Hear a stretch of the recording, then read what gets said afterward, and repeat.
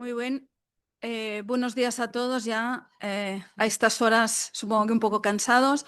Por tanto, muchas gracias por acompañarnos en esta mesa redonda que va a versar sobre un tema que es crucial y a la vez muy complejo, que es la fiscalidad en materia de vivienda. Nos acercamos más. La fiscalidad en materia decía, de vivienda y el impacto que esa fiscalidad va a tener en la oferta de la vivienda asequible.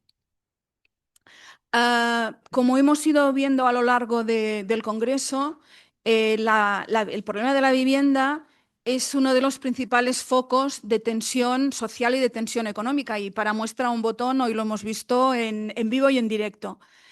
Nos encontramos en que muchas de nuestras ciudades españolas, pero también a nivel de ciudades europeas, vemos cómo los precios del alquiler y de la compra se van incrementando de manera paulatina sin que las rentas familiares puedan acompañar este crecimiento tan marcado, tan acentuado. Y no obstante, los debates públicos básicamente lo que hacen es centrarse en los problemas de la demanda de la vivienda y primordialmente la protección o la defensa del inquilino, del comprador y también del ocupa. Y en cambio, parecería que seguramente el verdadero cuello de botella viene a ser la oferta de vivienda asequible, es decir, el cómo y el cuánto se construye y cuáles son los incentivos fiscales que deben garantizar esa existencia, ese stock de vivienda, bueno, si es que existen, porque también nos plantearemos en esta mesa si realmente los denominados incentivos fiscales son realmente esos incentivos.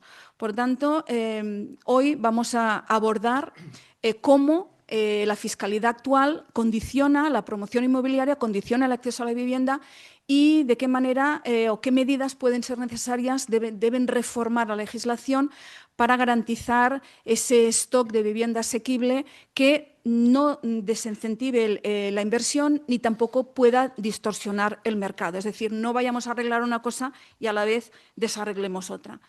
¿El punto de partida cuál es? Pues el punto de partida seguramente es entender que el sistema fiscal alrededor de la vivienda, temas de IBI, de IVA, de impuesto de transmisiones patrimoniales, el mismo impuesto de la renta de las personas físicas, incentivos a la rehabilitación, por poner ejemplo, el sistema fiscal no es neutro, no es neutral.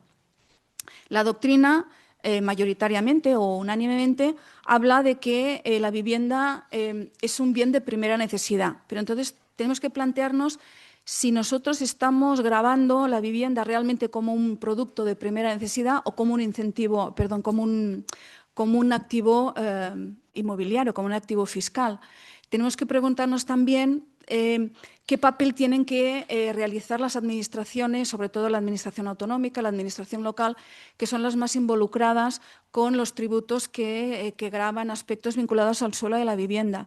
Y tenemos que plantearnos sobre todo también si existe un margen real para implementar esas medidas fiscales que puedan incentivar la promoción inmobiliaria sin que eso cause efectos adversos en el mercado, como por ejemplo un encarecimiento o un retraso en la promoción. Es muy importante en ese sentido la colaboración público-privada, es decir, partimos de la base, y se da por sabido, que la Administración tiene que trabajar en interés social, en interés de toda la sociedad, y que el sector privado trabaja sobre todo de cara al beneficio. Pero es que es importante la colaboración entre ambos sectores. Para hablar de todas estas cuestiones, y de hecho la cuestión de fondo de todo lo que he comentado viene a ser si las políticas fiscales son realmente una herramienta eficaz para garantizar la provisión de vivienda asequible. Otro aspecto importante tener en cuenta, que a lo mejor también sale en el debate, es cuando hablamos de vivienda asequible, ¿a qué nos estamos refiriendo? La cantidad de legislaciones autonómicas que existen nos llevan muchas veces a diferenciar conceptos. Hablamos de vivienda protegida, de vivienda asequible, de vivienda social. También es un aspecto que a los efectos de la regulación fiscal deberíamos tener muy, muy claro.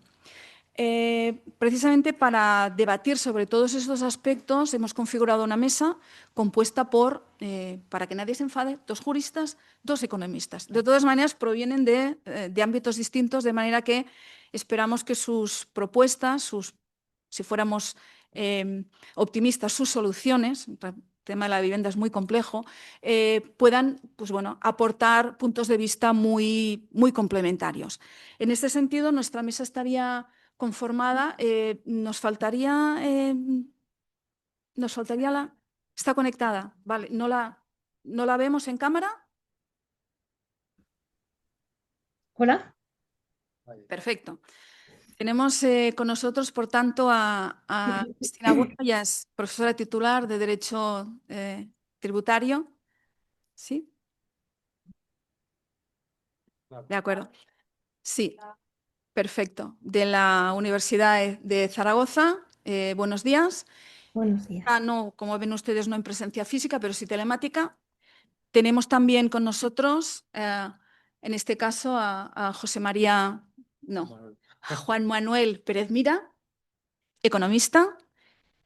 Ahora sí, José María Salcedo, él es abogado y además experto en litigación contra, ¿no?, la hacienda tributaria. Y luego ya, en el otro reverso de la moneda, tenemos con nosotros a Ignacio Ruiz Jarabo. Él es economista y es exdirector de la agencia tributaria. Entonces, con todos ellos vamos a debatir precisamente sobre estas cuestiones. Para poner un poco de orden, porque el tema de la fiscalidad nos daría para una jornada sola, hemos planteado el debate en base a 4 bloques o 4 apartados distintos. Un primer bloque muy en la línea de la aportación de cada uno de ellos, de sus especialidades. La primera sería hablar de incentivos fiscales en el ámbito de la promoción inmobiliaria. Un segundo bloque se centraría en el papel, en la perspectiva del gestor público en el ámbito de la promoción de vivienda. Un tercer ámbito sería el relacionado con la perspectiva o el aspecto tributario de la tributación, en este caso, perdón, de la promoción inmobiliaria y de la aplicación en concreto de la legislación tributaria. Y finalmente abriríamos un marco comparado y cómo precisamente esta fiscalidad también incide positiva o negativamente en el mercado. Vamos a empezar entonces con este primer apartado, con el apartado relativo a los incentivos fiscales. Seguramente es la dimensión más estructural de la fiscalidad, la centrada directamente en la actividad empresarial y en la actividad promotora. La pregunta sería evidente, ¿no? Sabemos que existen una serie de regímenes especiales para SOCIMIS, etcétera, pero la pregunta es, ¿realmente, de acuerdo con el marco legal que tenemos, existen incentivos fiscales que realmente que sirvan a su nombre, que realmente ayuden en este caso sería, por ejemplo, al sector, sobre todo privado, a promover vivienda, a crear vivienda asequible? Esa pregunta va dirigida particularmente a Cristina, pero desde luego sin perjuicio de que los otros miembros de la mesa puedan intervenir. Cuando quieras, Cristina. Ahora. Hola, muy buenos días a todos. En primer lugar, y no es por protocolo, la verdad, tengo que dar las gracias a Matilde por haberme, primero por haber organizado esta reunión, este congreso, que es magnífico en lo que yo he podido ver, y por darme la oportunidad de poder hacerlo a través de telemáticamente. Disculpo también la voz que tengo en este momento y sin más, agradecer desde luego también a Julio Tejedor y esperando que se recupere también de su intervención médica, y a la Facultad de Derecho de la Universidad Complutense de Madrid por acoger a tan magnífico número de personas especialistas en esta problemática de la vivienda, que como vemos es tan poliédrica y tan compleja que daría para muchísimos congresos. Me preguntabas, o se orientaba un poco este primer bloque acerca de los incentivos fiscales que apoyan la promoción inmobiliaria. Lo primero que tengo que decir es que es por todos conocido, ¿no?, que la fiscalidad puede ser utilizada no solo como un mecanismo de obtención de los recursos públicos, sino también como parte de la política en mayúsculas. Por tanto, las políticas sectoriales como la política de vivienda, o hablar de política de vivienda, es hablar también de política fiscal de la vivienda. En este sentido, mi primera conclusión se alinea con lo visto en la mañana de ayer acerca de la dirección que ha tomado nuestro país en las últimas décadas que se dirige fundamentalmente a fomentar la fórmula arrendaticia de la vivienda frente a la más conforme con nuestra tradición, que es la inversión, es decir, la adquisición de vivienda. Por curiosidad, estuve echando un vistazo a la encuesta de condiciones de vida del Instituto Nacional de Estadística del año 2024 y en ella se establece, bueno, se recoge un dato interesante, y es que el porcentaje de población que dispone de vivienda en propiedad en España es de un 73,6% en una distribución casi igualitaria entre propietarios hombres y mujeres. Aunque no he podido recabar datos acerca de cuál es el nivel de rentas de los propietarios de estas viviendas, dado el elevado porcentaje en el que la población es propietaria, pues yo creo que no es ilógico pensar que la distribución tiene un amplio espectro. Otro aspecto interesante de esta encuesta es que el porcentaje más alto de los propietarios es aquellos que tienen una edad mayor, es decir, los que están en la franja de 65 y más años, son propietarios en un 88,6%. Y este porcentaje va en disminución cuanto más se retrocede en la edad, siendo la franja de los jóvenes, los que están entre 16 y 29 años, los que menos vivienda en propiedad tienen, tan solo un 27%, lo que revela, a mi juicio, que tiempos pasados fueron mejores en lo que se refiere a la inversión de vivienda en propiedad. Y esta tendencia se observa también fácilmente analizando la evolución del principal impuesto sobre la renta de nuestro país para las personas físicas, el IRPF, que en 2012 o a partir de 2012 eliminó con carácter general, salvo el régimen transitorio, pues eliminó las deducciones por inversión en vivienda habitual, eran inversiones en adquisición, construcción, rehabilitación, ampliación de la vivienda, obras de adaptación a situaciones de discapacidad y también se eliminó la deducción por alquiler en vivienda. En este momento, pues el impuesto observamos que incorpora una serie mantiene una serie de incentivos, pero que se centran principalmente en la exención de las plusvalías obtenidas por la transmisión de la vivienda con reinversión o la exención directamente de la ganancia obtenida por la transmisión de la vivienda por los mayores de 65 años, dependientes severos o grandes dependientes, o bien por la transmisión de este mismo grupo de personas para la constitución de fórmulas financieras como la hipoteca inversa o la constitución de rentas vitalicias que les garanticen unos recursos en la vejez. Se mantienen las exenciones que aparecieron con la crisis económica del 2008 y es la dación en pago, es decir, las rentas que surjan en plusvalías. En relación con la dación en pago de la vivienda para cancelación de deudas hipotecarias o la transmisión forzosa en ejecuciones hipotecarias, pues esas plusvalías, en su caso, estarían exentas. Más allá de estas exenciones, pues tenemos la deducción de la disposición adicional 50ª, la de realización de obras de eficiencia energética, que exclusivamente están orientadas a reducción de la demanda energética, es decir, reducción de la demanda de calefacción y de refrigeración. Que a mi juicio se puede hablar mucho más de ella, pero a mí me parece que es excesivamente costosa, compleja en su presentación. Los informes técnicos exigen un desembolso por parte de los contribuyentes y además es bastante incierta, por lo que toca a que la reducción, si se consigue, tiene que conseguir un determinado porcentaje de reducción y a veces es bastante incierto si lo vas a conseguir o no. En materia de alquiler, no me olvido que es el incentivo de alquileres que era bastante utilizado y esos famosos 9.000 euros que se descontaban antes de su eliminación, implicaba que el arrendatario, perdón, era sujeto pasivo del impuesto y por tanto perceptor de rentas y como consecuencia tenía derecho a esa deducción. En el año 2023 nos encontramos con un incentivo que se ha orientado hacia la incentivación a los arrendadores en relación con determinados concretos supuestos. Hay una deducción en los rendimientos de capital inmobiliario que es general del 50%, antes era del 60%. Y ahora, bueno, pues se incrementa esa deducción de los gastos en rendimientos de capital inmobiliario para determinados supuestos muy concretos. Las zonas tensionadas, que son bastante pocas en lo que sería en España en general, es decir, sí que es verdad que son zonas que tienen su problemática, pero están concentradas en las grandes capitales. Para jóvenes y colectivos vulnerables, etcétera. Bueno, yo creo que este tema se va a tratar por otro componente de la mesa, así que lo dejo en este punto.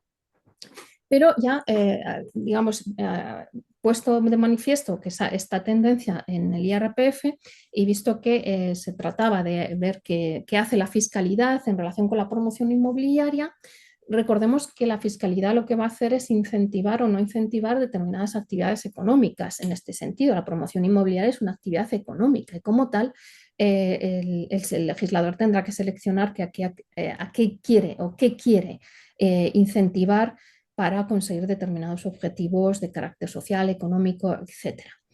Pues bien, el legislador la verdad es que lleva bastante tiempo utilizando los mismos instrumentos. La verdad es que fundamentalmente a través de la incentivación mediante regímenes especiales en el impuesto sobre sociedades a determinadas personas, societarias o no, y determinadas actividades. Me voy a referir principalmente a tres regímenes que son el de SOCIMI, las sociedades anónimas cotizadas de inversión inmobiliaria, a las entidades dedicadas al arrendamiento de vivienda y a las instituciones de inversión colectiva en su forma de sociedades y fondos de inversión inmobiliaria. Dejo de lado todo lo que es la economía social, las cooperativas fiscales que tienen unos objetivos y unos objetivos propios y muy concentrados para, digamos, en beneficio de los socios que componen la cooperativa. Por lo tanto, estos otros son los regímenes bueno, que son más generalistas desde mi punto de vista. De estos tres regímenes comparten un núcleo común y es que se establecen fórmulas de inversión en inmuebles, sean o no viviendas, con destino al arrendamiento. En los tres casos, las sociedades y fondos de inversión principalmente tienen como objeto social la inversión en cualquier tipo de inmueble urbano, eso sí, para su arrendamiento. Y hay algunas sociedades y fondos de inversión inmobiliarios que se les permite, pero con un límite del 20% del total de sus activos, ejercer la actividad de promoción exclusivamente de vivienda para su arrendamiento. Así pues, estos fondos de inversión vemos que están muy bien tributariamente muy bien tratados. La sociedad o el fondo tributará al 1%. Y eso quiere decir que los partícipes son los que van a tributar realmente por las rentas percibidas. En cambio, la SOCIMI, tenemos que dos objetos principales forman digamos, el objeto social, valga la redundancia. El objeto principal consiste en la adquisición o promoción de inmuebles urbanos para su arrendamiento. Inmuebles urbanos, no vivienda. No se establece nada acerca de una reserva, por ejemplo, para el número de viviendas que tengan que ser compradas, etc. En este caso, adquisición y promoción es el único en el que veremos que se incluye la actividad de rehabilitación. Actividad de rehabilitación, pero en el sentido de la ley del IVA, es decir, el concepto de rehabilitación que es equivalente a reconstrucción de la vivienda. Junto con la adquisición, promoción y de los inmuebles, la gran parte de su objeto social es la participación en otras SOCIMIs u otras sociedades similares a las SOCIMIs, probablemente residentes en el extranjero. Y estas dos actividades, la de promoción, adquisición y promoción de inmuebles para arrendamiento y la participación en sociedades equivalentes a las SOCIMI españolas, deben hacer que la SOCIMI obtenga el 80% de las rentas por parte de estos elementos. El otro 20% pueden realizar esta SOCIMI la que llamamos actividades accesorias a la principal. Estoy pensando, por ejemplo, que si se realiza promoción de inmuebles, pues todas las actividades de la economía real que ayudan a la promoción de los inmuebles antes de que estos inmuebles puedan ser arrendados. Pues bien, estas actividades accesorias solamente pueden suponer un 20% de las rentas que se obtengan por parte de la SOCIMI. En cuanto a la tributación de esta SOCIMI, la verdad es que se dice que la SOCIMI no tributa. Bueno, pero hay que distinguir. La SOCIMI no tributa o tributa al 0% en relación con las rentas que provengan es decir, con las rentas que ella distribuya que ella distribuye en forma de dividendos o de rentas o de las plusvalías, de la mitad de las plusvalías, porque la otra mitad deben ser objeto de reinversión en la propia sociedad. Pues esas son la parte de las rentas que sí que no tributan. Pero también hace poco se incorporó el 15% de tributación para aquellas rentas que provengan de los alquileres que no hayan sido distribuidas, y también el 15% a las rentas no distribuidas también de las actividades accesorias. En cuanto a las entidades, las entidades dedicadas al arrendamiento de vivienda, su objeto principal ya nos parece un poquito mejor, porque se dedicarán a la adquisición, promoción, construcción de la vivienda para su arrendamiento, digamos, con la ventaja de que se señala que sean viviendas, y además viviendas en territorio español. La duda que nos asalta es si incluye la rehabilitación o no la incluye. En este caso, estas entidades deben obtener al menos el 55% o más de sus rentas de precisamente el arrendamiento de las viviendas que adquieran, promuevan o construyan. Y el otro 45% como máximo pueden provenir de actividades complementarias. Esas actividades complementarias pues, son aquellas que se denominan o que digamos que ayudan al arrendamiento, pues por ejemplo la limpieza, otro tipo de servicios que puedan ser apoyo de una mejora en la oferta del arrendamiento. Estas entidades tienen que tener mínimo un número de viviendas, mínimo de 8 viviendas, incluyen los anejos, garajes, pero garajes exclusivamente hasta 2, aunque el concepto de arrendamiento que está manejando este régimen es que el arrendamiento según la ley de arrendamientos urbanos, y en arrendamientos urbanos, arrendamiento de vivienda con carácter permanente, incluyendo los garajes, en donde en la LAU no se restringe el número de garajes a ningún número. Una diferencia que quería poner de manifiesto. Pues bien, el régimen de estas entidades dedicadas al arrendamiento de vivienda, tributan digamos, a los tipos generales, al 25% o al tipo general que le corresponda, pero sí que tienen una bonificación en la cuota íntegra que en este momento se queda en el 40%. Pero ojo, se bonifica el 40% de la cuota íntegra de la parte de las rentas que procedan exclusivamente del arrendamiento, es decir, nada relacionado con las rentas que procedan de actividades complementarias. Así pues, en ¿Permites, relación... Sí, Cristina?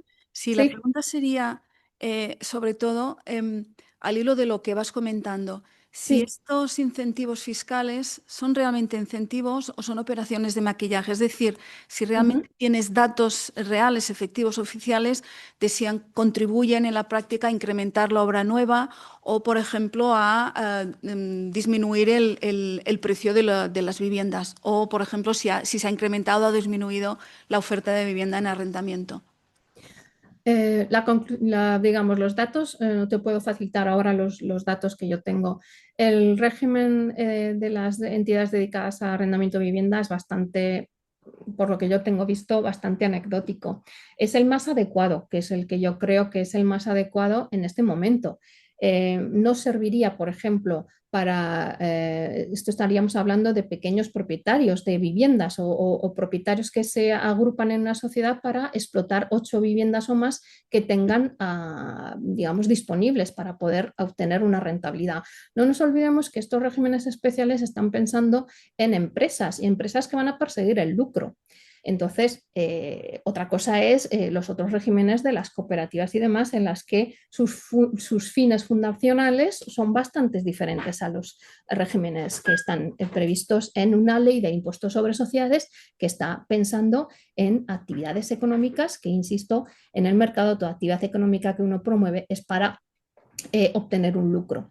Entonces, en relación con la oferta, ampliación de la oferta de vivienda, yo creo que el régimen este de las entidades dedicadas al arrendamiento de vivienda, pues tiene las limitaciones que tiene. Por ejemplo, la referencia al arrendamiento LAU, pues precisamente lo que impide es que esas viviendas se oferten como BUT, es decir, como viviendas de uso turístico, o que se oferten para usos mixtos de la vivienda como vivienda negocio. ¿Se podría modificar? Sí, fácilmente, fácilmente, introduciendo otras matizaciones que permitiesen avanzar en otro tipo de fórmulas de vivienda. Pero en este momento no. En este momento lo que tenemos es lo que tenemos. Las SOCIMI son unos instrumentos de inversión inmobiliaria. Su objetivo es repartir dividendos a los partícipes de las SOCIMIs, a los socios y partícipes de las SOCIMIs, y en esto les va fenomenal. Como instrumento de inversión está demostrando que es muy rentable. ¿Ha favorecido mayor oferta de vivienda? Pues no, realmente no, porque bueno, pues quiero decir, esto está en función de lo que es la evolución económica. Si se ve que los inmuebles de uso residencial generan más rendimientos o tienen una perspectiva económica muchísimo mejor que invertir en hoteles, pues no te preocupes que la SOCIMI cogerá y invertirá en inmuebles de uso residencial. Legalmente, la ley del impuesto de sociedades, perdón, del impuesto impuesto sobre sociedades, realmente no les exige que haya una inversión mínima en vivienda residencial. Se les indica que, oye, el 80% de las rentas que obtengas tienen que ser por arrendamiento. Nada más, nada más. Con lo cual, bueno, pues como instrumento de inversión, ya os digo que es muy interesante. Y lo mismo con las sociedades y los fondos de inversión inmobiliaria. Estos realmente, o sea, ni siquiera tienen que invertir en España, por lo que vemos. Aquí es verdad que si vieran el negocio abierto, pues desde luego que invertirían en las unidades inmobiliarias para residencias, para la residencia, digamos, para que sirvan y amplíen la oferta de vivienda que les parece que es la que es el problema base de nuestra política de vivienda. Pero las perspectivas de futuro no son mucho más, digamos, no hay mucha más imaginación en el legislador que yo sepa. Lo único que he podido recabar es una proposición de ley que está registrada en el Congreso del Partido Gobernante, que se refiere a una modificación en el régimen jurídico de la SOCIMI, a una, digamos, incremento o una intensificación del gravamen de la SOCIMI, que subiría del 15% de las rentas no distribuidas, del 15% al 25%. En un intento, yo creo que de hacer o de convertir este instrumento societario, este instrumento, en algo que no es decir, incrementan al 25%, pero rebajarían al 12,5% ese gravamen siempre que pudieran demostrar esas sociedades que están destinando al menos un 60% del parque total de sus viviendas, de las que tengan, que se destinen al arrendamiento a precio asequible. Y además prevé que además en lugar del Eh, 12,5 sería el Vamos con el tiempo, 0%, sí, Cristina. sería el Sí. de 0% para la condición de reinversión. En conclusión, lo que quiero decir es que los instrumentos que en este momento tenemos no son nada originales, no hay fórmulas que estén precisamente dedicadas a la oferta de vivienda, salvo las entidades dedicadas al arrendamiento de vivienda. Para fórmulas tipo cohousing y demás, yo solo quiero recordar que yo propuse en tiempos, en el 2009 lo tengo publicado, un régimen específico, se me ocurrió una locura de intentar a ver qué posibilidades había de aplicar un régimen parecido a las entidades parcialmente exentas para favorecer estas otras formas de compartir o de vivir para necesidades, por ejemplo, como las necesidades de los residentes estudiantes o para las necesidades de residencia de los mayores, etcétera. Pero bueno, ahí ha quedado todo. Disculpadme por haberme excedido un poco del tiempo y quedo a disposición de todos ustedes para contestar las preguntas que tengan a bien formularme. Muchas gracias. Muy bien. Sí, dejaremos unos 10, 15 minutos al final por si quieren plantear preguntas. Seguramente una de las consecuencias, ¿no? Una de las conclusiones de la explicación de Cristina viene de la necesidad también de tener que diseccionar cuando hablamos de incentivos fiscales entre los que afectan a obra nueva, o sea, a promotores, y lo que sería sector privado, que últimamente se ve bastante afectado por este proceso de externalización del Estado social. No sé si alguien en la mesa querría aportar algún dato adicional, ¿no? Entonces pasaríamos a la segunda parte, el papel, en este caso del gestor público de vivienda, es decir, qué aporta, qué beneficios aporta y también qué trabas puede encontrarse para poder trabajar, para poder realizar actividades de promoción. En concreto, la pregunta que plantearía a Juan Manuel es ¿qué ventajas económicas o fiscales ofrece, como decía, ¿no?, un gestor público en la promoción? Básicamente IVA, bonificaciones, márgenes, etcétera. ¿Y qué problema encuentra hoy el gestor en el ámbito económico y fiscal? Y a partir de ahí, ¿qué propuestas se ha realizado la Asociación de Gestores Públicos de Vivienda y Suelo que parecen realmente muy, muy interesantes? Pues bueno, buenas tardes ya. Muchas gracias a la organización por haberme invitado a estar hoy y voy a intentar ser breve y lo más sintético posible. Me preguntaba la moderadora por el papel de los gestores públicos. Claro, yo he estado oyendo las intervenciones. Yo soy economista, me van a permitir, pues, bueno, pues que lógicamente derrape hacia la parte economicista, ¿no?, de este asunto. He estado oyendo muchas intervenciones sobre el problema de la vivienda en España, que lo es, obviamente.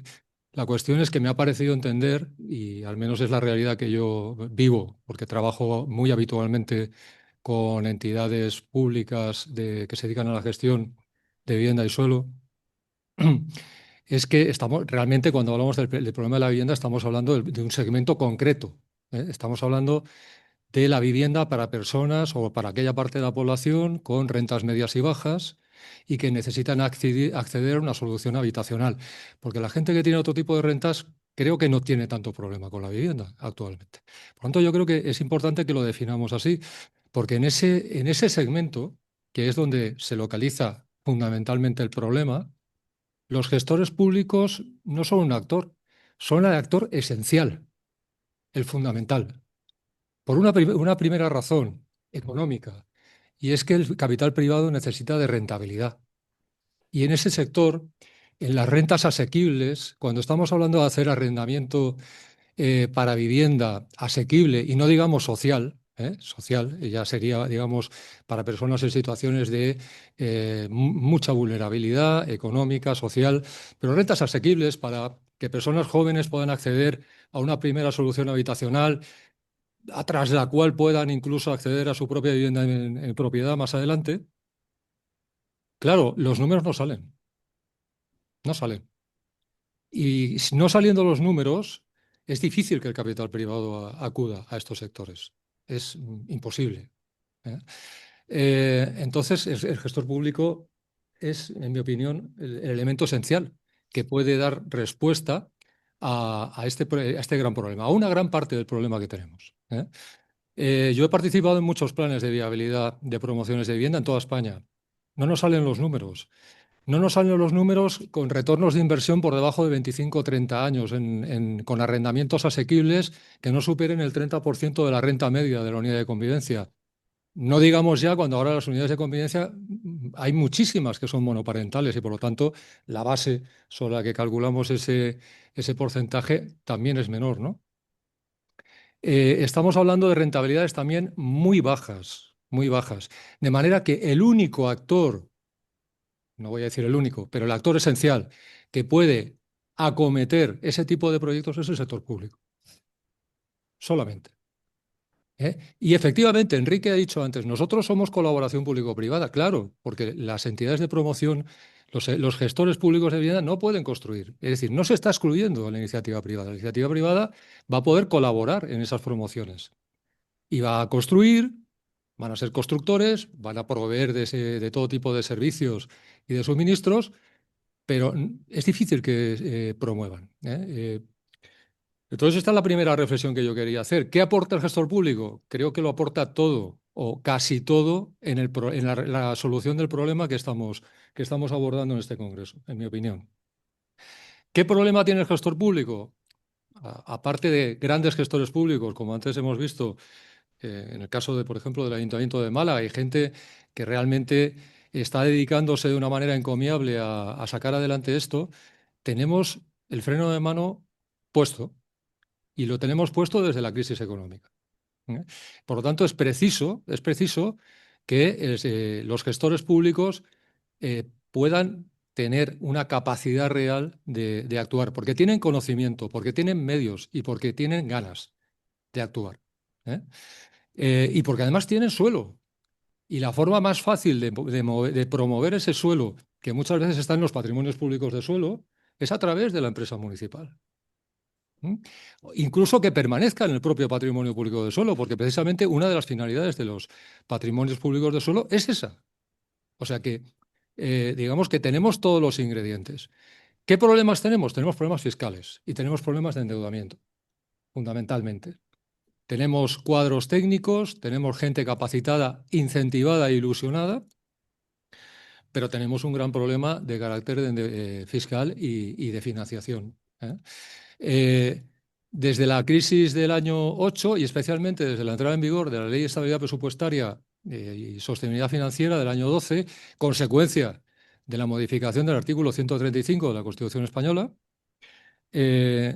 pues vino toda la normativa de estabilidad presupuestaria y sostenibilidad financiera a desplegarse en todas las administraciones públicas. Y especialmente, esto ha ahogado especialmente a los ayuntamientos, que son los principales actores también en la promoción de vivienda pública, o al menos de vivienda protegida en nuestro país.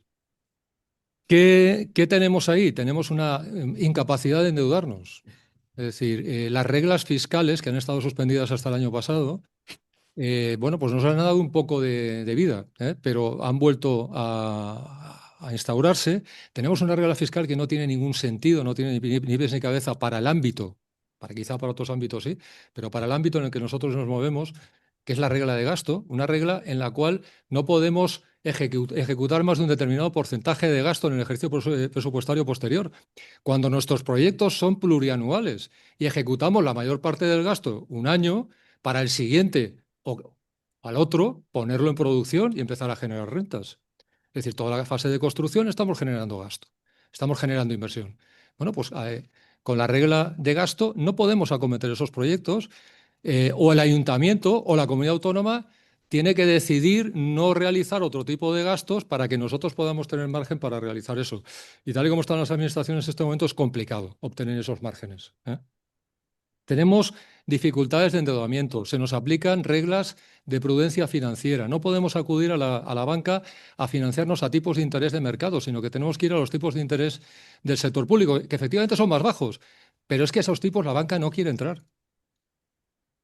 No quiere entrar. Entonces, son todo trabas.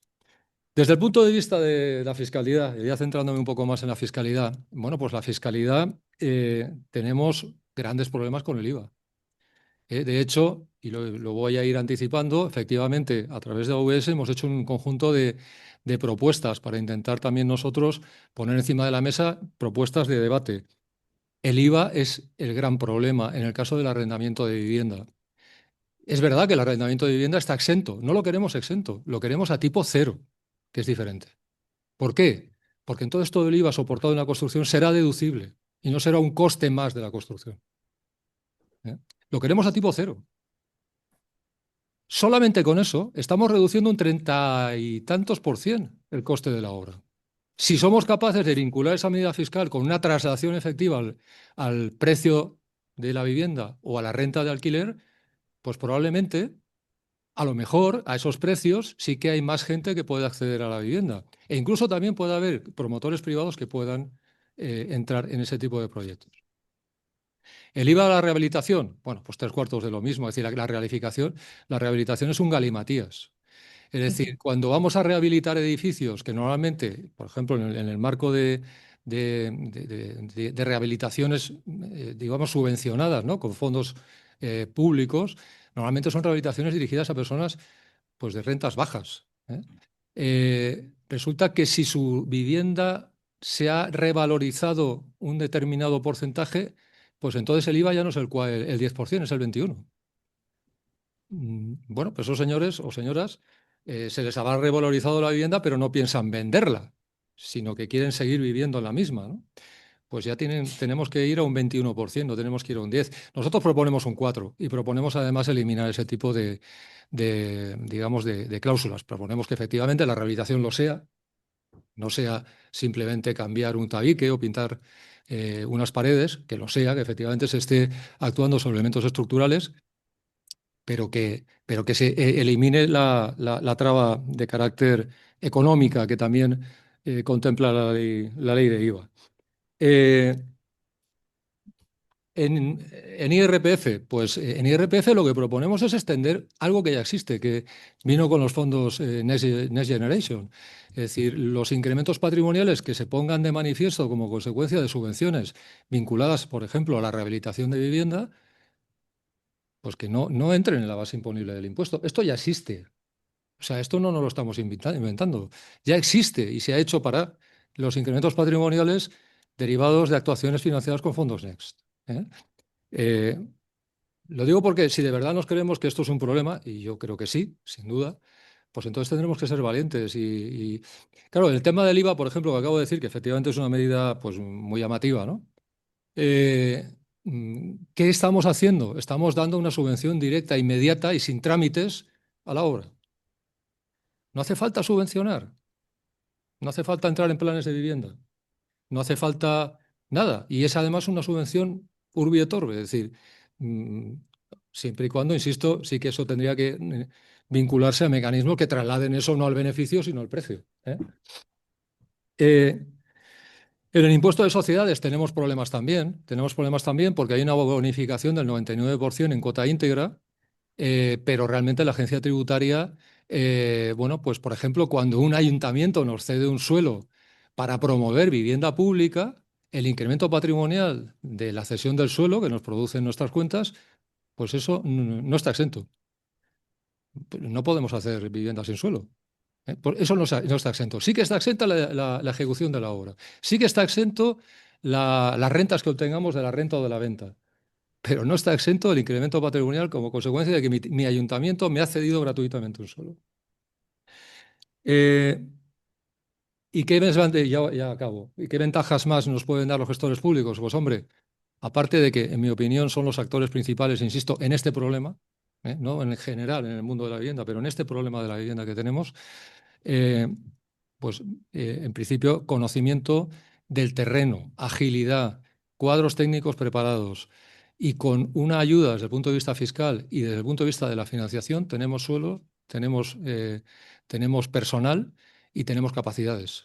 Pero nos hace falta, tenemos un freno, es verdad, Enrique lo ha dicho antes perfectamente, tenemos un freno que hace, estoy pensando por ejemplo en una sociedad pública de una gran ciudad española que tuvo que paralizar completamente un gran programa de vivienda protegida porque se cambió la clasificación sectorial de la entidad. La Intervención General del Estado decidió que esa entidad, a partir de un determinado momento, es un tema muy técnico, pero que a partir de un determinado momento consolidaba sus cuentas con las del propio ayuntamiento y como el ayuntamiento tenía una situación financiera que no le permitía acometer esa regla de gasto que he comentado anteriormente, tuvo que renunciar a un préstamo del Banco Europeo de Inversiones de casi 100 millones de euros y paralizar miles de viviendas.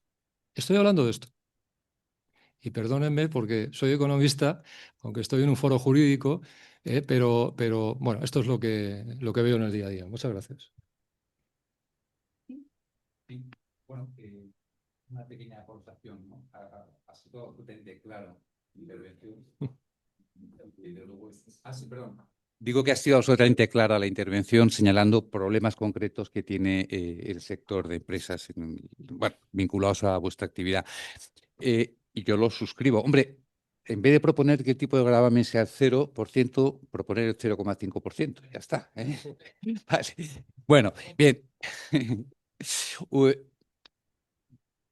Para redundar en lo mismo, pero desde otra perspectiva, ¿no? Vamos a ver, la vivienda es probablemente el objeto imponible más gravado en este país. El objeto imponible con mucho que sufre más la persecución del sistema fiscal, ¿no?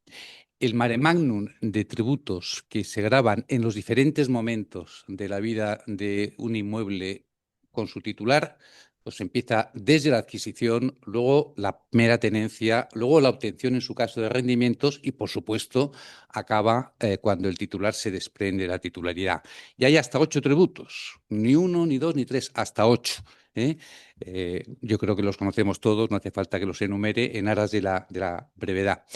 Y hasta 3 administraciones fiscales, la local, la estatal y la autonómica. Es decir, esto es un galimatías, un mare magnum, pero no es eso lo grave, o no es eso solo lo grave. Lo grave es que, además, la forma en que se persigue, entiéndanme, persiguen, se acosa, entiéndanme, se acosa fiscalmente a la vivienda, es en ocasiones con trampas, y con trampas de enorme gravedad, porque lo que no puede hacer el Estado es hacer trampas a los ciudadanos, a sus contribuyentes. Cuando digo trampas, ¿a qué me refiero? Pues a inventarse rentas que no existen. ¿Pero qué es eso de hacer tributar al titular de un inmueble por una renta ficticia que solo existe en la mente del Estado? Y lo tenemos en los rendimientos de capital inmobiliario en el IRPF. Aquella vivienda que no es la primera, que no es la habitual, segunda y ulteriores, sean utilizadas como ocio por el contribuyente o estén vacías, el Estado se inventa que tiene una renta que en absoluto se ha obtenido y le hace tributar por esa renta. Es una desfachatez. Es una desfachatez y no es poco el importe, porque pudiera pensar, hombre, si es un porcentaje muy pequeño. Bueno, en las tablas de la estadística del IRPF que publica anualmente la agencia tributaria, son casi 6.000 millones de euros lo que se incorpora a la base del impuesto como consecuencia de esta renta inventada por el Estado. Más grave todavía y con más efecto para el perjudicado, para el afectado, es qué ocurre cuando yo transmito la vivienda. Se me hace tributar por una ganancia patrimonial, bien si esta fuera cierta, pero de nuevo el Estado se la inventa. ¿Por qué? Porque me compara precio de venta con precio de compra a nivel precios corrientes, no constantes, es decir, sin actualizar el coste de adquisición. Eso, cuando ha ocurrido un año entre compra y venta, no es grave. Cuando han ocurrido 4 o 5 años, empieza a tener importancia. Cuando han sucedido entre compra y venta 12, 14, 15 años, es un atraco. El Estado está inventándose un beneficio que no ha sido real y, por tanto, me hace tributar por una plusvalía estrictamente monetaria y no por una plusvalía real. ¿Verdad que no parece razonable ni legítimo que el Estado engañe así a sus contribuyentes, verdad? Pues en este caso a los contribuyentes titulares de vivienda. Pero es que hay más, no solamente son estas rentas que se inventan, sino luego es que se produce el fenómeno de la doble imposición encima, e incluso en ocasiones la triple, lo cual es de nuevo una cosa inadmisible, ¿no? Y voy muy rápido para acabar. ¿Hay doble imposición? Evidentemente, cuando se me grava lo que acabo de decir, la plusvalía, ya al margen de que sea regla monetaria, cuando vendo una vivienda en el IRPF, pero el ayuntamiento me grava con la plusvalía municipal. Son el mismo hecho imponible. Plusvalía supuestamente obtenida, porque la del ayuntamiento también es inventada, se calcula con valores administrativos.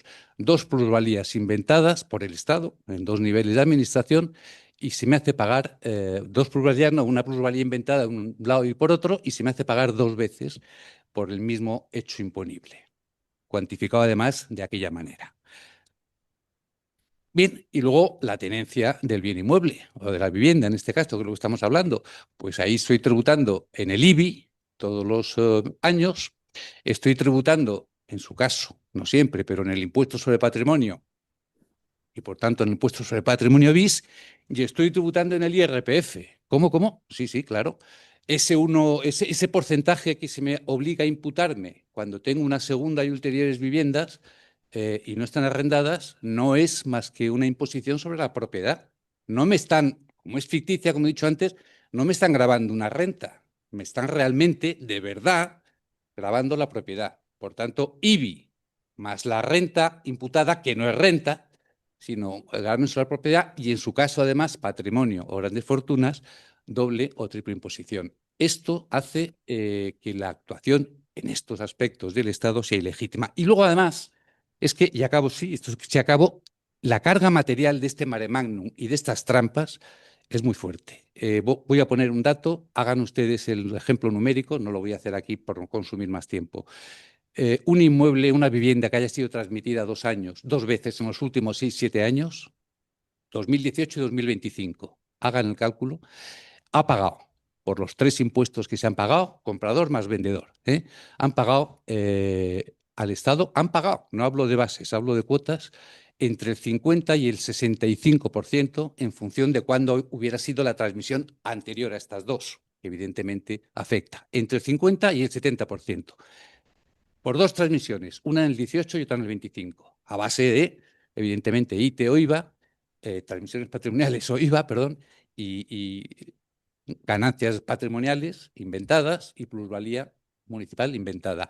Bueno, es legítimo que en 7 años, mediante 2 transmisiones, el Estado se quede entre el 50 y el 70% de la riqueza inmobiliaria presente en esa vivienda. Que baje Dios y lo vea. Bueno, de ahí podríamos concluir o al menos plantear una pregunta en el aire diciendo, Que es necesario desfiscalizar la vivienda. no, yo iba un poco más ahí, es decir, la administración tributaria puede ser vista como un obstáculo a garantizar el derecho a la vivienda a pesar de los beneficios fiscales que se generan. Esa sería la pregunta, ¿no? Solo un matiz, no tanto la administración tributaria como la legislación Con tributaria. la legislación tributaria. Bueno, y también la administración tributaria, porque y ahí nos referían, por ejemplo, al problema de la interpretación restrictiva en cuanto a criterios que utiliza la administración para definir o entender qué es vivienda habitual a los efectos de los consumos mínimos de agua, luz, etcétera, o los litigios que se plantean, por ejemplo, en relación a la exención por reinversión en vivienda habitual. Yo, por tanto, le preguntaría también a José María qué opina de eso y si conoce jurisprudencia o últimas decisiones que vayan en alguna dirección distinta o en dirección continuista. Vale, efectivamente, bueno, en primer lugar agradecer a Matilde que haya contado conmigo para este congreso. Es para mí un placer y un honor estar aquí rodeado de tan grandes ponentes. Entrando ya al tema y para intentar ya lo concreto, efectivamente yo creo que hay un proceso primero legislativo en cuanto, yo me refiero más en cuanto al adquirente en IRPF. Un proceso legislativo ya de años de ir quitándole de beneficios fiscales. Vimos cómo se quitaron los coeficientes de abatimiento de las viviendas que se vendían antes del 94. Se quitó la deducción por inversión en vivienda. Bueno, los coeficientes de abatimiento hay un régimen transitorio que paulatinamente irá desapareciendo. Y por último, que también se ha referido a ello don Ignacio, pues el tema de los coeficientes de actualización, ¿no? Que ahora se compara el valor de adquisición con el de transmisión a pelo, sin ningún tipo de actualización y por tanto, pues tomando el pelo, que en eso suscribo sus palabras, tomando el pelo a los contribuyentes. Pero luego también hay otra segunda parte que para mí sí que es relevante porque es la parte de la aplicación de la norma. Es decir, tenemos normas que se pueden interpretar de muy diversa manera. Es decir, se puede interpretar con un criterio muy restrictivo y muy de barrer para casa por parte de Hacienda, o se podría interpretar pues atendiendo a una intención finalista, de la intención del contribuyente, del contexto pues social en el que nos movemos. Y yo creo que ahí es donde la administración tributaria estatal, autonómica y local, pues yo creo que está remando a favor de la recaudación y en contra pues del acceso a la vivienda, ¿no? Porque en muchos casos estas interpretaciones están también condicionando el acceso a la vivienda, aunque sea el acceso a una vivienda mejor, por ejemplo, con el mecanismo de la exención por reinversión. Entonces yo quería poner algunos ejemplos. Claro, al final se está cuestionando muchas veces el concepto de vivienda. Cuando se cuestiona eso, al final lo que se está haciendo es poner en jaque pues, los beneficios fiscales. Principalmente en el ámbito del IRPF, la exención de la ganancia patrimonial. Hay que tener en cuenta que el tipo impositivo de esas ganancias patrimoniales se ha ido incrementando en los últimos años. Si a eso le añadimos la otra parte de la pinza de que la agencia tributaria cada vez es más rigurosa y más tajante con el concepto de vivienda habitual y cada vez deja a más contribuyentes fuera, les dice que su vivienda no es la habitual, pues ahí tenemos ya un problema.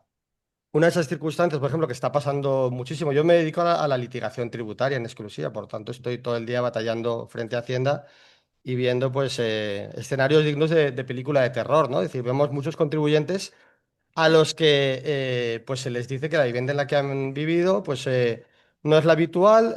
Hay, por ejemplo, se está cuestionando mucho contribuyentes que no llegan a vivir 3 años porque por un motivo justificado tienen que abandonar la vivienda antes. Es verdad que la norma habla de que tiene que ser una circunstancia que necesariamente exija el cambio de vivienda e incluso pone algunos ejemplos: celebración de matrimonio, separación o divorcio, fallecimiento, traslado laboral. Pero es que incluso, bueno, y otros análogos, es decir, es como un cajón desastre donde caben más supuestos. Pero es que incluso cada uno de esos supuestos se está interpretando de forma restrictiva. Incluso si nos vamos a los que la propia ley pone como ejemplo, traslado laboral, la agencia tributaria luego va a ver los kilómetros. Es decir, si realmente, o sea, aquí no puede primar la comodidad, y es que me viene mucho mejor vivir ahora ahí, aunque en la distancia no hay tanta diferencia. Hacienda va a analizar los kilómetros y si realmente ese traslado es necesario y justificado. Tema, por ejemplo, de matrimonio. Pues hay muchos contribuyentes que a lo mejor ahora, antes de casarse, viven juntos y llegado un momento se casan y quieren tener una casa más grande juntos. Pues Hacienda también puede cuestionar eso. Decir, bueno, sí, es matrimonio, pero realmente vosotros ya vivíais en un piso como pareja de hecho antes. Por supuesto, si te sales ya de los supuestos, pues de los supuestos previstos en la ley como ejemplo, pues prepárate para una batalla en vía económica administrativa y en vía judicial larga. Es decir, contribuyentes que han tenido un hijo o dos y que hay que aportar planos a Hacienda de la vivienda de antes, la vivienda de después, que es que esta tiene unos metros más, unas habitaciones más, y que en vía administrativa se está diciendo prácticamente a todo que no. Y el problema ya no es solo eso, es que luego la interpretación de las pruebas es superable. Es decir, no hay un criterio de interpretación de las pruebas. Al final es lo que al funcionario de turno o al tribunal de turno le parezca justificado según su propio criterio. Entonces, no hay un listado tasado de pruebas que podríamos decir, bueno, si alegas esto, pues tendrás más seguridad jurídica.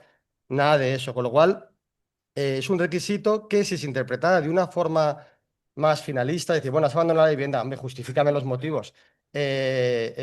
Aparte, va un poco en contra de la sociedad, ¿no? Y de la gente joven que quiere acceder a la vivienda o quiere cambiar de vivienda, porque yo creo que ahora esos requisitos de permanencia de 3 años, de no te muevas de aquí, yo creo que yo tengo 3 hijos adolescentes, ¿no? Y yo lo que oigo es que la gente joven ahora fluye, ¿no? Va cambiando de vivienda, tal, con lo cual yo no lo entiendo muy bien, porque yo soy de la generación anterior, pero lo veo, ¿no? Entonces yo creo que a veces la norma tributaria y la interpretación se han quedado un poco ahí, a que tienes que quedarte aquí, echar raíces durante mínimo 3 años, que a nosotros a lo mejor nos parece normal, pero a la gente joven pues yo creo que le parece ciencia ficción, ¿no? El tema de los consumos que apuntaba Judith, pues también Hacienda de la noche a la mañana te puede decir, normalmente no te lo dice de la noche a la mañana, te lo dice justo cuando has vendido tu vivienda habitual y quieres aplicarte una exención, que los consumos de tu vivienda no son compatibles con el consumo, tiene unos consumos reducidos que no son compatibles con el uso de vivienda, ¿vale? Para ello se suelen parar en estadísticas del Ministerio de Industria, Energía y Turismo o del Instituto Nacional de Estadística. En este momento, por ejemplo, en 2024, son 3.487 kilovatios anuales, lo que se traduce en 290,58 kilovatios mensuales.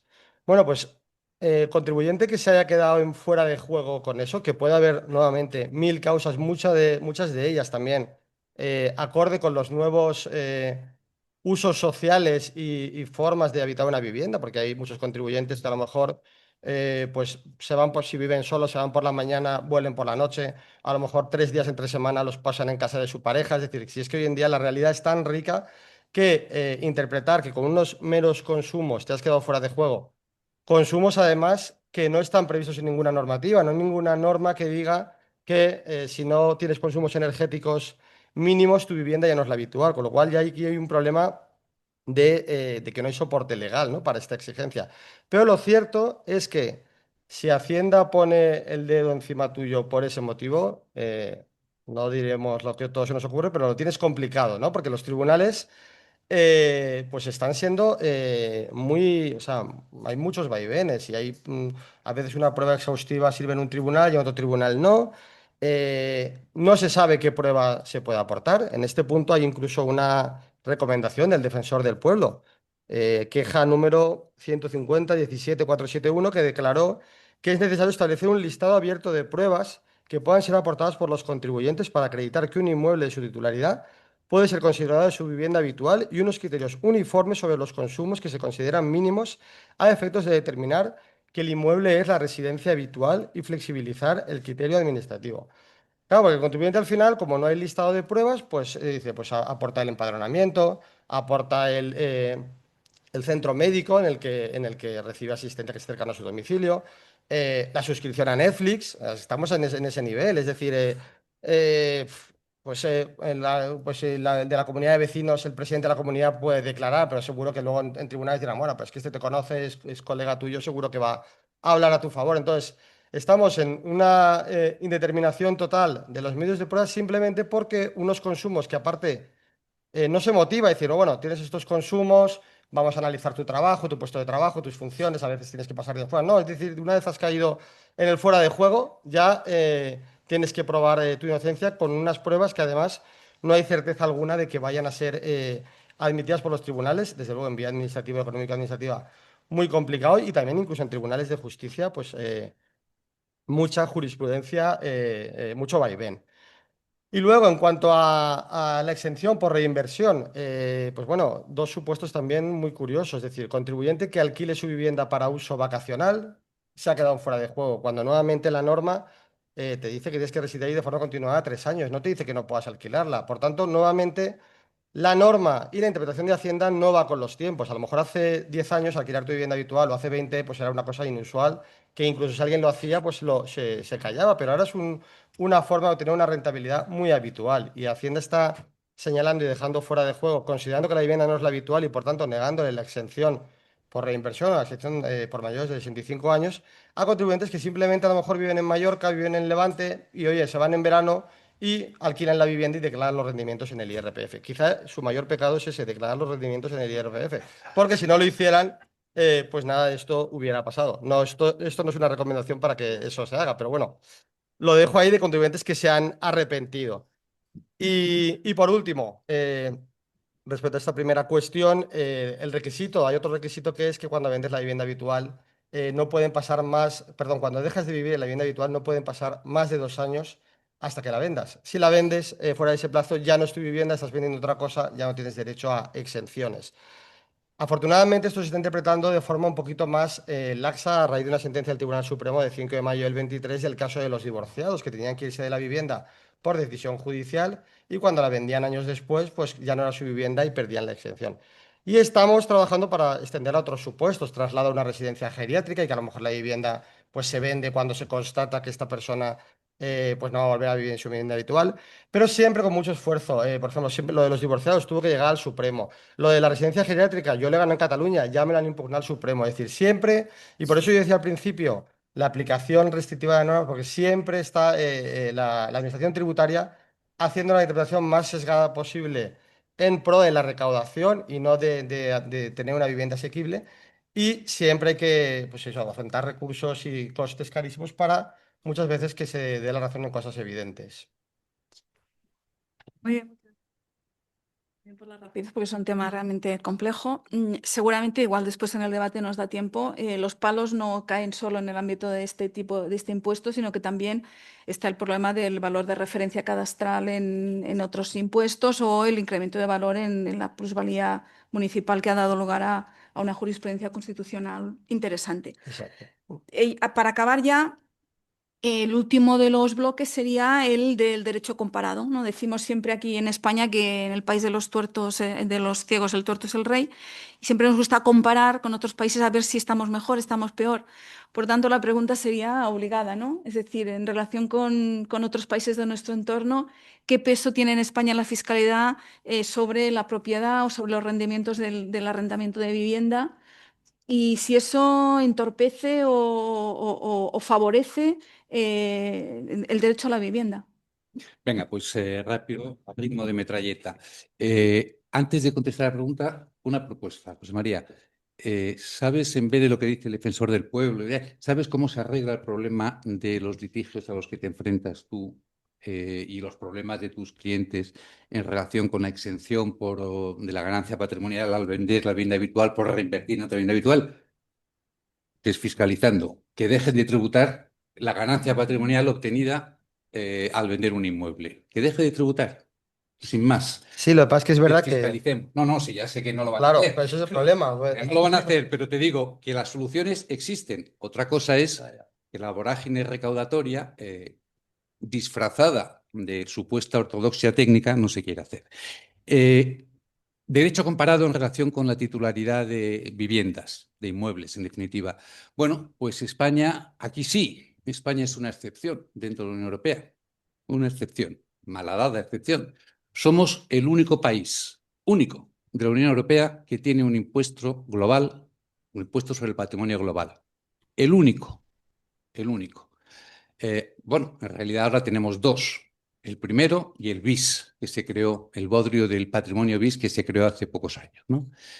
Único país la Unión Europea. No sé, la verdad es que no es para estar orgullosos, ¿no? Es más, este impuesto incluso desapareció en España, lo recordaremos todos, ¿no? En época del gobierno que presidía José Luis Rodríguez Zapatero. Lo que pasa es que se decidió prorrogar un año su vigencia y ahí fue donde se fastidió el invento, ¿no? Pero es un auténtico anacronismo histórico y comparativo la existencia del impuesto sobre el patrimonio. Segundo gran impuesto sobre la propiedad, sucesiones y donaciones. Bueno, pues aquí somos una excepción no tan escandalosa. Son una minoría de países de la Unión Europea, 4, 5, 6, los que mantienen todavía este impuesto, aunque están poco a poco, cada vez siendo más los que lo retiran. Eso sí, somos el país que tiene una mayor carga fiscal en ese impuesto. Le decía yo hace poco, en una comida a Bob Amsterdam, me imagino que, ¿no?, el titular del despacho norteamericano, que ha iniciado una cruzada contra la Agencia Tributaria Española. Pues en una comida le dije que nuestro impuesto sobre sucesiones se puede llegar a pagar hasta el 82%. Y me dijo, es una broma, Ignacio. Dije, no, se puede llegar a pagar hasta el 82%. Y me dijo, pero eso es una confiscación, ¿vuestra Constitución no lo prohíbe? Y digo, sí, pero nuestra Constitución en materia del derecho de propiedad no es muy respetada por nuestra legislación o por nuestros gobernantes, ¿no? Solamente una pequeña cuestión, cuando se habla de incentivos fiscales para favorecer que haya más viviendas, que pueda bajar el importe del arrendamiento y que puedan llegar a comprar los que no la pueden comprar, suele haber una crítica, y es decir, que esos incentivos fiscales van a acabar favoreciendo al oferente, o sea, al propietario que vende o al propietario que alquila, y no al que quiere ser inquilino o al que quiere comprar. Bueno, primera cuestión de teoría económica. A ver, en una transacción, el abaratamiento de costes, el tema fiscal es un coste, el abaratamiento de costes se traslada o no de oferente de comprador a vendedor o de vendedor a comprador en función de dos cosas, ¿no? De la fuerza de mercado que tengan cada una. Ahora mismo la fuerza de mercado está en los oferentes porque la demanda excede a la oferta, tanto en alquileres como en compraventa, pero es verdad también que, como se ha hecho otras veces, eso se puede compensar, esa fuerza de mercado que tiene una oferta redonda se puede compensar con determinadas estipulaciones, requisitos, etcétera. Por tanto, todo lo que sea abaratar costes fiscales para el vendedor o para el arrendador, con determinados requisitos se puede trasladar parte de ese coste fiscal para el adquirente. Y en segundo lugar, aquello que va directamente al adquirente, como es el ITP o el IVA, no me fastidies. Eso es directamente ahorro para el inquilino, para el que quiere ser arrendatario o quiere ser propietario. Y por cierto, ya está bien de denostar a los propietarios de inmuebles. Ya está bien de denostarles. Paso a los que tienen dos inmuebles, dos viviendas, la propia y otra, que son los que son denostados a partir de ahí. Bueno, el 99% de esos propietarios que tienen, digamos, una vivienda como inversión y quieren rentabilizar, el 99% solo tienen una o dos viviendas adicionales a la habitual. El 99%, pero es que el 90% solo tiene una.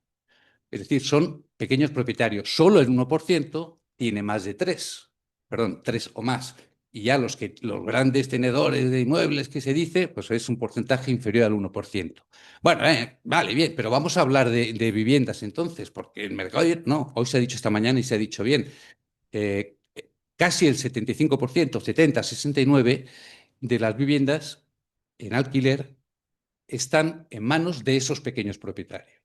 Luego, por tanto, toda medida, y hay muchas que se anuncian últimamente desde instancias muy importantes en la administración de este país, todas las medidas que pretenden ir contra el propietario, lo que van es contra un conjunto de pequeños propietarios que son, en su mayoría, o pensionistas o perceptores de rendimientos de trabajo personal. Entre ambos son el 90% de esos pequeños propietarios, pensionistas o perceptores de rendimiento de trabajo personal.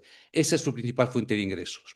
Y a esos, todas esas medidas que se anuncian en titulares por los grandes representantes de poderes ejecutivos serían los perjudicados. Porque además, y está muy bien, hoy hemos hablado mucho del IRPF, pues si no se quiere beneficiar a los grandes tenedores de inmuebles, háganse las medidas en el IRPF, que hay muchas por hacer. Y de esa manera se estaría beneficiando a los pequeños propietarios en un lado y en otro, a los que quieren vender o arrendar o a los que quieren arrendar o comprar. Bueno, y yo creo que he sido breve como me pedía el moderador. Muchas gracias.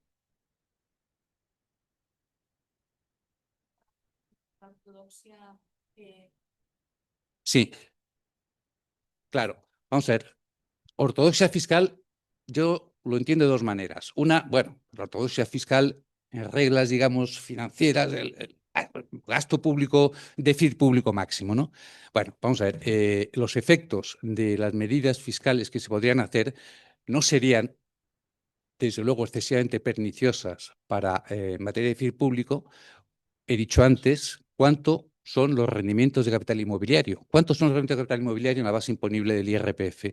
Bueno, pues en principio los rendimientos netos son 18.000, menos la reducción por el artículo 23.2, es decir, los arrendamientos a jóvenes, son 6.000, ya quedan 12.000. Y de esos 12.000, 6.000 son de rentas imputadas, inexistentes.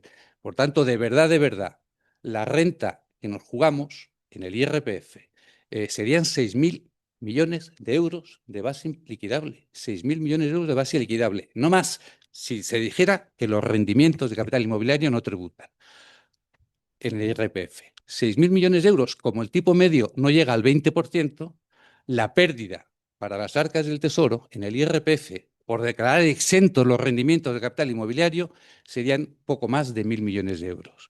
De verdad que una agencia tributaria que ha aumentado su recaudación en 4 años en 100.000 millones de euros, no digo que haya aumentado, ha aumentado mucho más. O sea, que la recaudación del 2024 es 100.000 millones de euros más que la de 2021, un 50%. No podemos perder, no puede perder 1.200 millones de euros para abaratar fiscalmente el arrendamiento de las viviendas. Vamos, hombre, he dicho antes que baje Dios y lo vea, ¿no?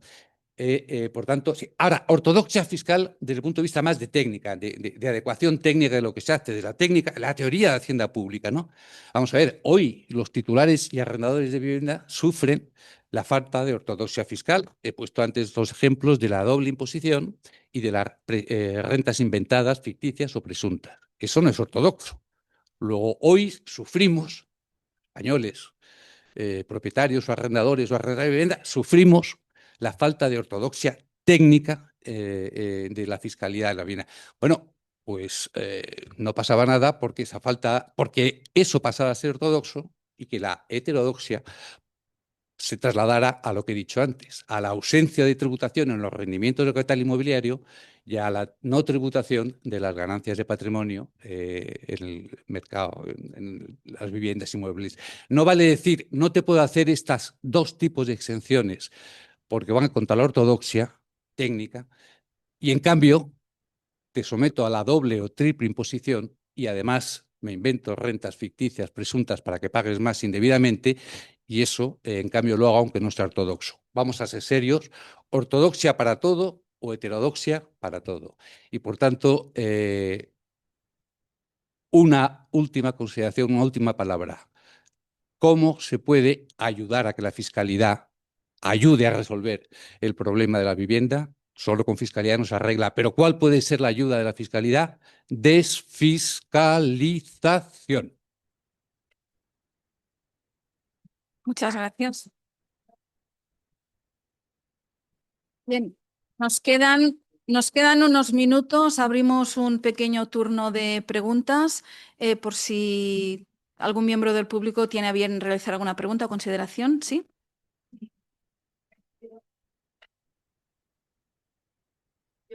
lugar, por supuesto, dar las gracias a los ponentes y felicitarles por sus fantásticas exposiciones, que además han ido a lo que queremos en este congreso. Es decir, queremos ir a propuestas concretas, críticas concretas, una cosa constructiva, ¿no? Que luego podamos bueno, trasladar a los dirigentes que toman las decisiones, ¿no? Porque esta es la finalidad última de todo esto. Bien. Yo hay dos cuestiones que quiero plantear. La primera de ellas es una cosa que a mí me ha pasado, lo he vivido muy cerca y se habla muy poco de ello. La plusvalía sucesoria, que esto en vivienda afecta mucho. Dos niños que pierden a sus padres se encuentran con que el único activo de muchas familias es la vivienda. Fallecen los padres y resulta que los niños es un caso en el que obviamente la plusvalía no la puede pagar el transmitente que se ha muerto, sino que la tiene que pagar el sucesor. En ese momento te encuentras con unos chavales que pueden no tener ingresos, que se tienen que endeudar o pedir dinero prestado a la familia para pagar la plusvalía sucesoria. ¿Qué costaría? Y todo por una vivienda, porque esto prácticamente nos pasa por la vivienda. ¿Qué costaría el que esa plusvalía, y estoy hablando ya de ayuntamientos, porque no estamos hablando ya de esto, lo cobran los ayuntamientos, ya que hay, son de muchas alineaciones políticas, quiero decir, que no es un tema de gobierno central, ¿qué costaría que esa plusvalía se pagara cuando esos hijos, en su caso, transmitieran la vivienda? Para empezar. Yo lo veo ahí porque se genera un problema en una situación emocional complicada que de repente se ven en esa situación de, evidentemente, cuando tiene posibilidad de una liquidación de gananciales de adjudicarla a otro y que quede exento, acaba de resolver el problema. Eso por un lado. Una cuestión que yo quiero plantear porque no es directamente de la vivienda, pero nos pasa con la vivienda. Es decir, ¿por qué cuando se dice que aquí no hay impuestos de sucesiones en algunas comunidades autónomas y se presume de ello, resulta que te meten un viaje en la plusvalía sucesoria absolutamente descomunal, que yo creo que le pasa por la vivienda a la gente? Y luego, en segundo lugar, es algo que yo promoví y defendí en Hay Derecho, y además es que Ignacio, yo lo hablé con él en su momento, con esta propuesta que hice, que yo la verdad es que la veo a corto plazo para conseguir una vivienda asequible en un momento en el que construir vivienda social no se hace de la noche a la mañana, es que utilizar el mercado privado, pero claro, esto vende muy mal electoralmente, claro, utilizar a los propietarios de viviendas privados para que se les bonifique fiscalmente ese arrendamiento, siempre y condicionándolo 100% del arrendamiento, siempre que sea alquiler, sea un alquiler asequible. ¿Qué alquiler asequible? Pues eso es donde habría que hacer esa intervención, que entendemos por alquiler asequible. Pero esa es una medida que es una manera que tiene el Estado de decir, yo no tengo vivienda social ahora para construir, no la puedo construir mañana, voy a utilizar el mercado privado que está actualmente existente, pero no me vale que alquiléis. Me interesa que alquiléis a precio barato, porque yo necesito que esa gente pueda acceder a la vivienda. Bueno, esa disminución del precio tiene que compartirla el Estado, no la puede soportar el arrendador 100%, porque el propietario no es el obligado a satisfacer la política social de vivienda.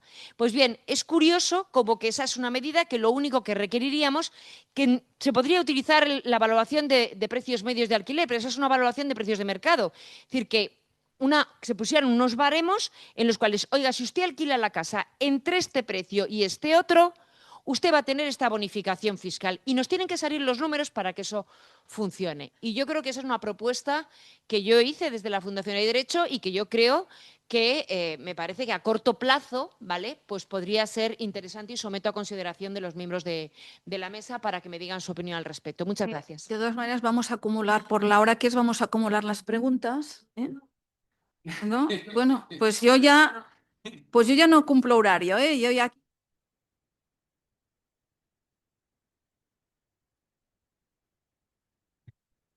Sí.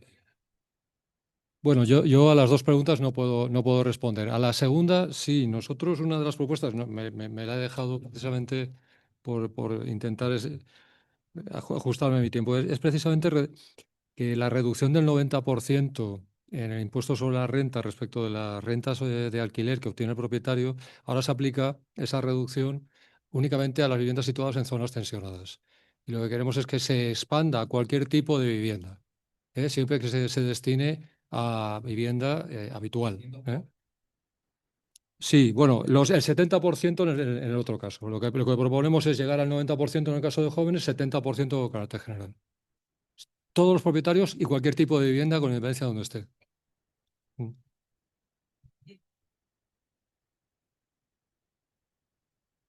No, el que ha ido más lejos es rendimientos del capital de las viviendas, de arrendamiento de viviendas.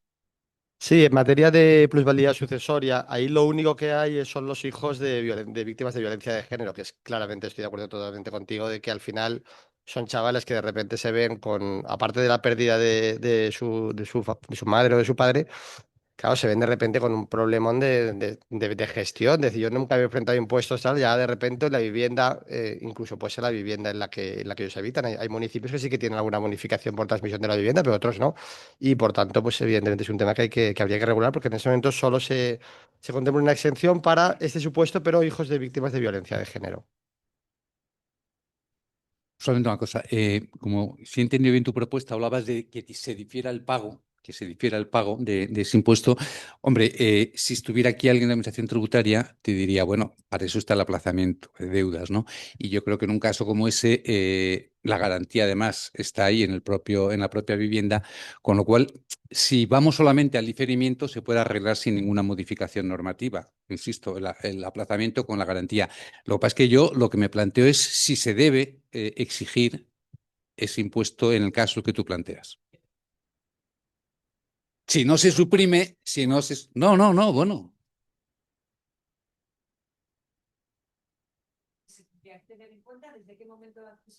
Desde el fallecimiento. Como mucho, como mucho, como mucho.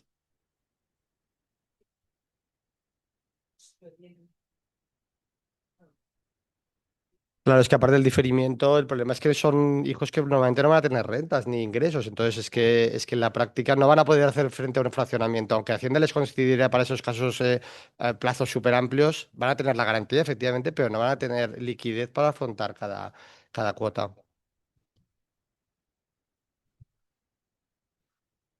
Sí, rápido, para facilitar el trabajo también de la moderadora. Una pregunta y una perplejidad. La pregunta es, conectando con cosas que se han comentado antes y que veremos luego, el tema de la colaboración público-privada, el ámbito del urbanismo y concretamente la utilización del derecho de superficie, algo, una institución que a privatistas y a publicistas nos interesa, ¿no? ¿Y hasta qué punto el régimen fiscal actual en relación con el derecho de superficie está impidiendo que sea un mecanismo factible, ¿no? Hago la pregunta en general, aunque en este caso da la casualidad que la doctora Gifreu publicó en la revista catalana de Derecho Público un estudio sobre esto y quizás ella o quien quiera puede intervenir, ¿no? Y la otra tema es un tema de perplejidad, ¿no? Sobre el tema de los tipos de propietarios, que ayer también surgió con la cuestión de la función social de la propiedad. Yo no sé qué números manejamos.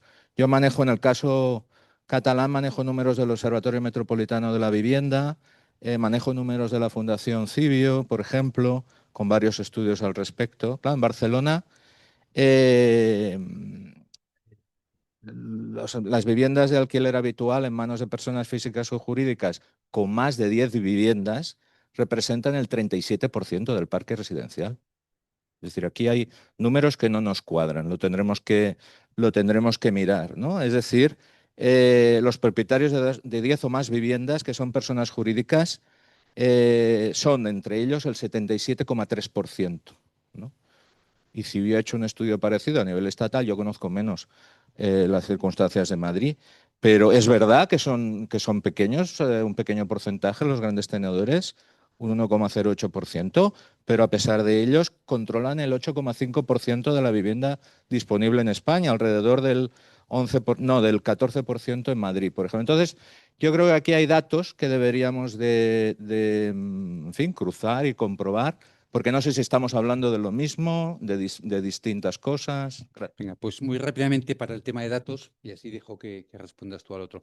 Vamos a ver, los datos que yo he dicho están publicados por el Observatorio del Alquiler, ámbito nacional, en un trabajo en el que colabora la Universidad Rey Juan Carlos I, y que datos están obtenidos y van siendo citados básicamente de dos encuestas del INE.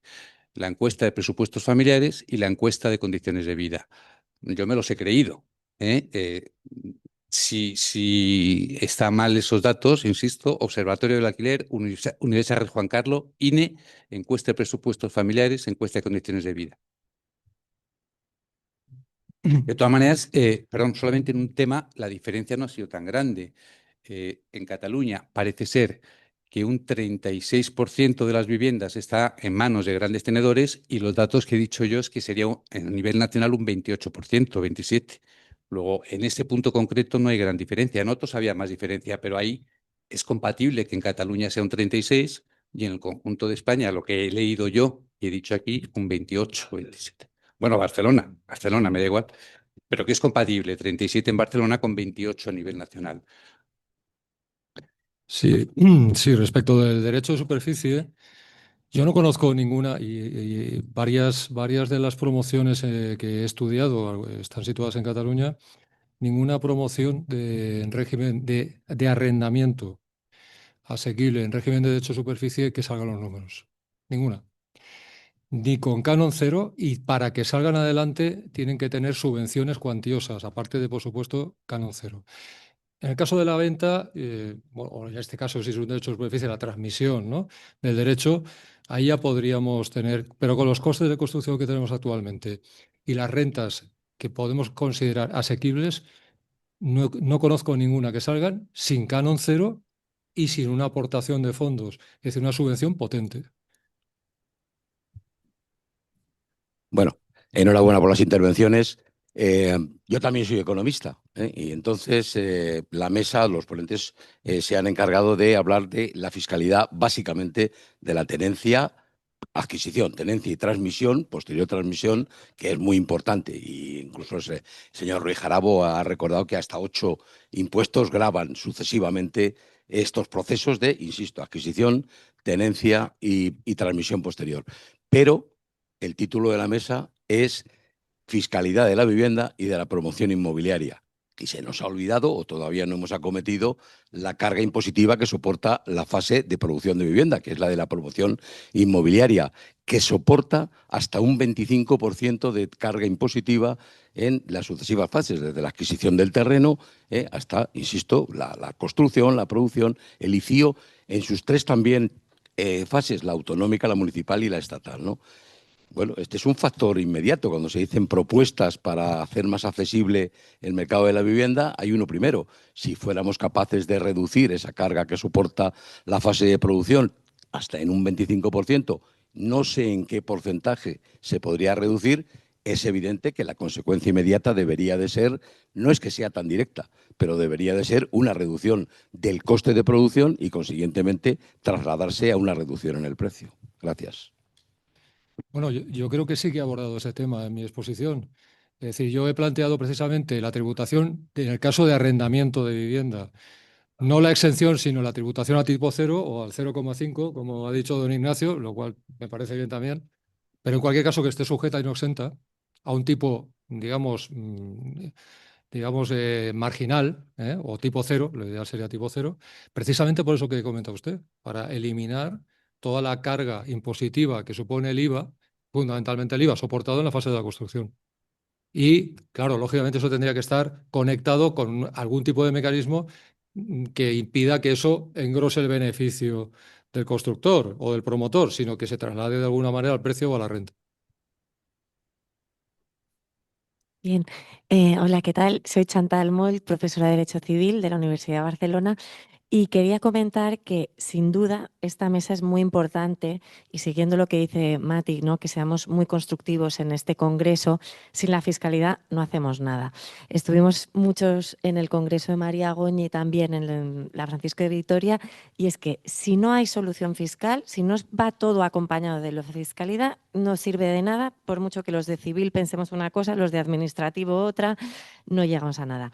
Entonces, de manera práctica, hay un impuesto que es que a mí me preocupa un montón, que es el del ITP, porque en Cataluña ahora en 2025 nos han, ya dicen asequible, pero es que no lo rebajan, lo aumentan. Es que no vamos para nada en la dirección de la desfiscalización, es una voracidad. Hemos pasado, ya teníamos el 10, creo que tenemos el más alto, y ahora es que ha pasado hasta el 13% para personas físicas si el precio del inmueble sube, y para el gran tenedor, el famoso gran tenedor, 20% de fiscalidad.